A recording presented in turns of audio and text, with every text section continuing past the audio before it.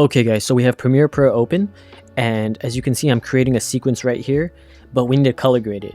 Now right off the bat you can see the colors are already pretty nice.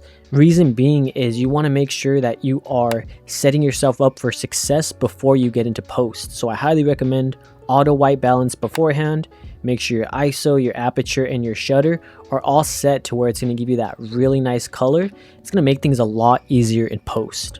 So let's get started. Let's go to your bin. You're going to right click, new item, adjustment layer. My sequence is 1080 by 1920. Make sure it matches. And this adjustment layer is going to go over every single clip. The reason I use an adjustment layer over color grading over the actual clip itself is because when you color grade on the clip, it's going to lose quality. You want to retain as much quality as you can. So I highly recommend doing it on an adjustment layer over all of the clips. And number two, this is actually going to save you a lot of time versus going over each clip. You can make minor adjustments on the adjustment layer. So first things first, what you're going to want to do is get your white balance set.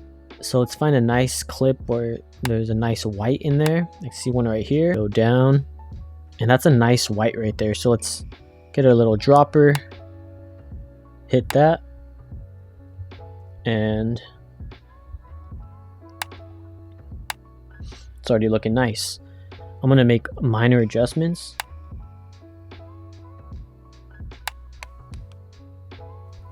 Okay, so now what I like to do is I like to go to the shadows, and I just like to up them a bit.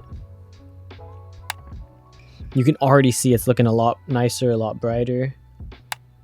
And then next what I'm going to do is I'm going to up the whites a bit. Just brighten it up, give it some life. That looks nice right about there. The blacks will bring down a tad bit, nothing too crazy. Be like -15. And then the highlights, I actually like to bring them down a bit. Yeah, that's looking nice right there. Contrast, we can bring it up. There's color in there, and you know, we'll bring this more to life. Yeah. For exposure, I'm gonna go and leave that as is. Now, next step, we're gonna go to creative, and we'll sharpen it up a bit.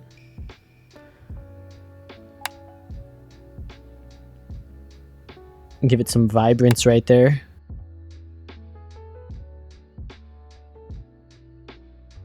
And then we'll, you know, have a little fun with the saturation. Give it a little satch.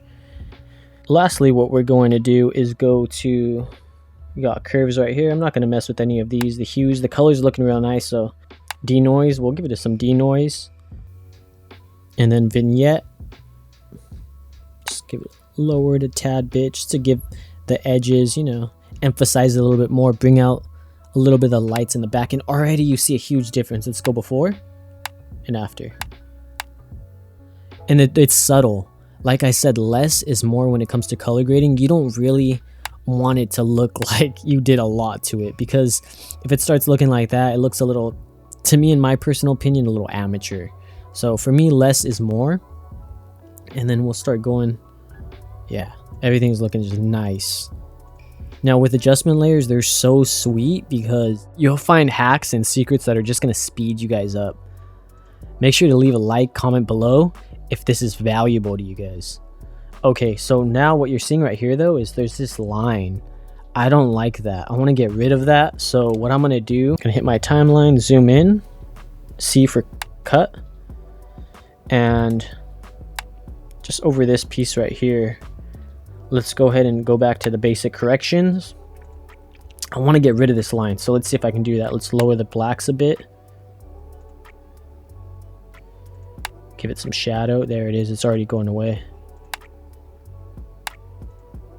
Oh yeah.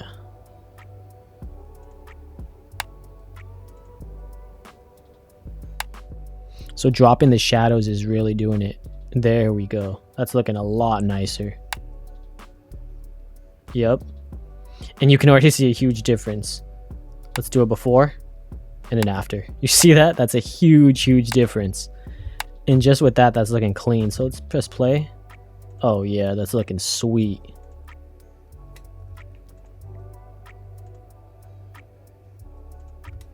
Everything's looking nice.